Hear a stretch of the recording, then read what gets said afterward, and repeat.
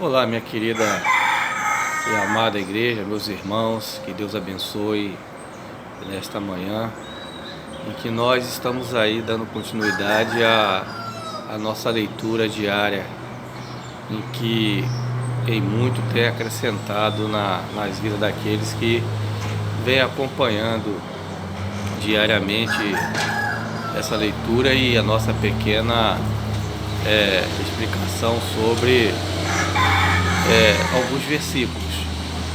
A intenção não é aprofundar na questão teológica, mas é dirimir alguma dificuldade, alguma dúvida, até para que a gente possa entender o que vai ser ministrado aos domingos. Essa leitura é feita por conta de uma ministração que a gente faz nos estudos da nossa EBD, a qual a gente vai estar trabalhando nesse próximo domingo, a única opção, a palavra de Deus. Então, a lição ela vem nos falando sobre a única opção sendo a palavra de Deus.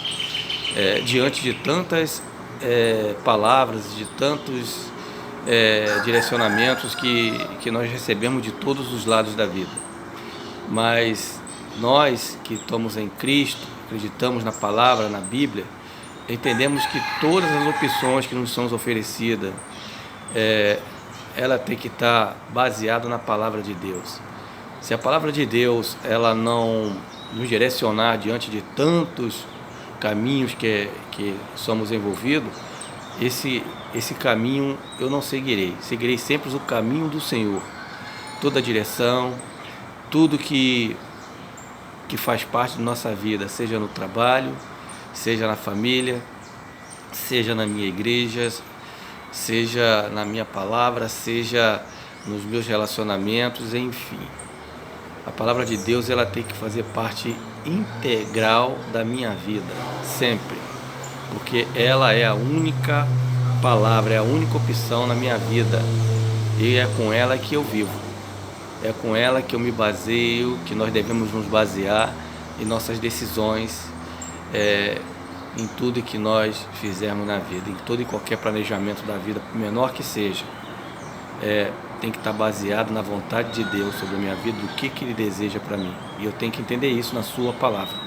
Por isso, fazemos a leitura diária e ensinamos alguns contextos que aconteceu aqui no livro de Isaías. A gente vai fazer a leitura de Isaías 8, a partir do versículo 9 até o versículo 15, e vamos entender o porquê que o Senhor era a esperança do povo e ainda continua sendo a nossa esperança, E as profecias de Isaías, elas, vez ou outra, elas são muito fortes e muito bem direcionadas. A palavra diz assim, Isaías capítulo 8, a partir do versículo 9 até o versículo 15: Enfurecei-vos, ó povos, e sereis despedaçados. Dai ouvido, todos os que sois de países longínquos, cingi-vos e sereis despedaçados.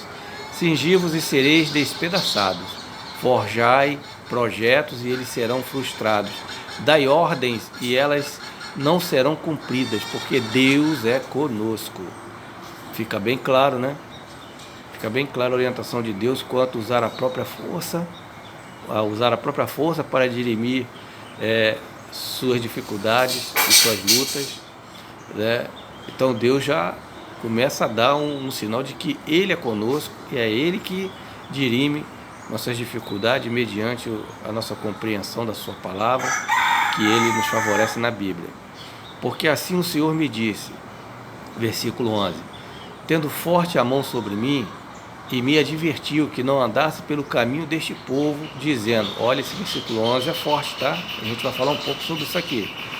Não chameis conjuração a tudo quanto este povo chama conjuração.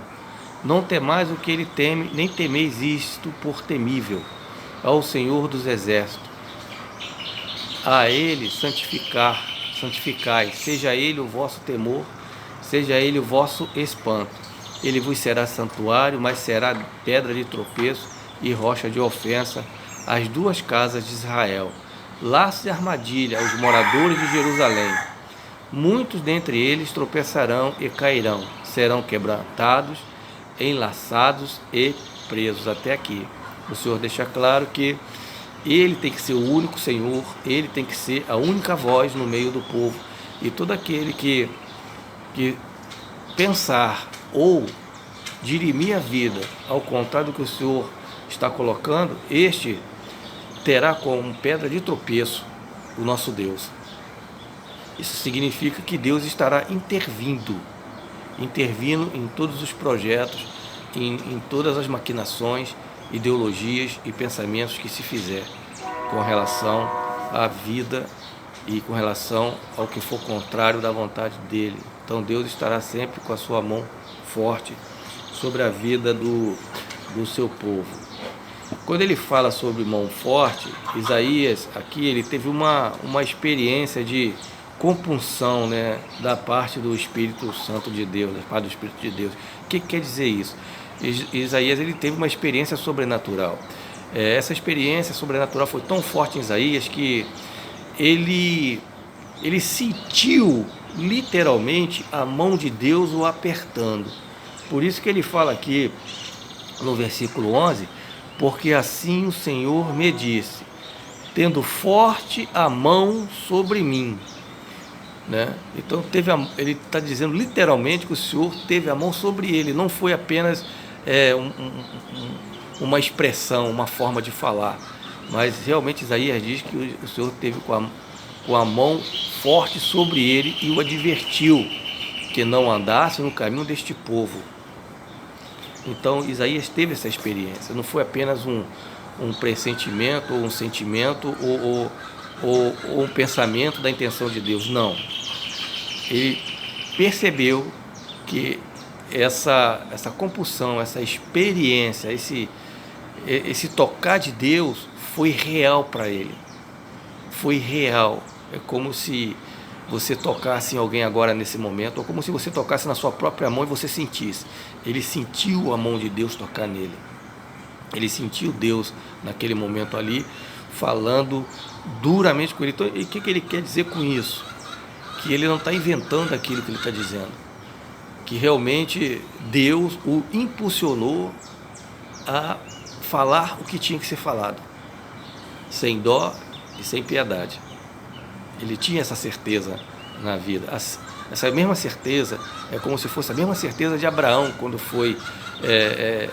quando Deus o pediu que o levasse o seu filho ao monte e ali o sacrificasse. E Abraão ia cometer esse ato de sacrifício e Deus o impediu naquele momento, vendo que Abraão ele tinha sim uma fé imensurável e uma certeza imensurável no Deus que servia. E assim foi Isaías, nesse momento aqui. Né? A questão da conjuração, no versículo 12, o povo considerava Isaías um traidor, quando ele disse que Acabe e a sua administração estavam errados por confiarem na Ásia. Então Isaías ele foi contra o rei Acabe aqui, contra o seu rei, contra o rei do povo de Israel. Né?